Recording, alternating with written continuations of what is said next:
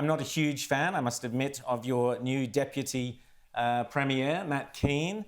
But one of your own colleagues, David Elliott, is in hot water now for having crossed the line, apparently, by accusing Matt Kean of being a boy trying to do a man's job. This is to do with his negotiations with the railway unions. Tanya, putting you on the spot here, is Matt Kean a boy or a man? Well, I don't like to judge anyone, so I won't offer a judgment. But I will say that he's elected as a deputy leader of the Liberal Party, and to be brutally frank, it's just a figurehead. It's like a participation award he's been given.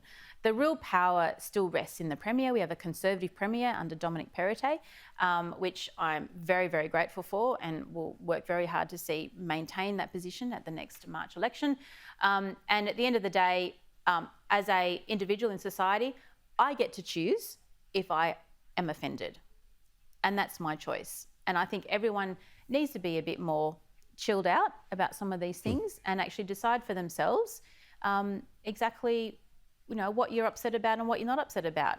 We don't want to have wallflowers walking around our society and our community. We have got some major challenges as a nation, and we need to have strength in both men and women to tackle those challenges. James, I don't know my work dictionary off by heart, but I'm sure wallflower is probably offensive to someone or other out there. Is calling someone manning up, or you're a boy doing a man's job, is that offensive? Well, I think there was an article in the Sydney Morning Herald, I believe, that made this argument. Look, if men are not brave and heroic and decisive and strong, then what are they? They're women with penises.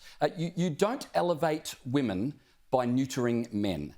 No woman ever became stronger by neutering a man. In fact, if you care about women, you don't undermine masculinity, you encourage masculinity. I was on a train this morning in peak hour.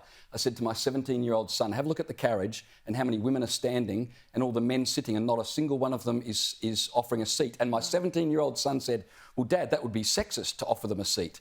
And so this is what we're teaching a young generation who may need to fight on our behalf at some point. That's correct. Again, you've got to be careful the kind of world you wish for, because you might end up living in it. Absolutely. James McPherson, Tanya Davies and Ian Plimer, thanks so much for coming here on The World, according to Rowan Dean.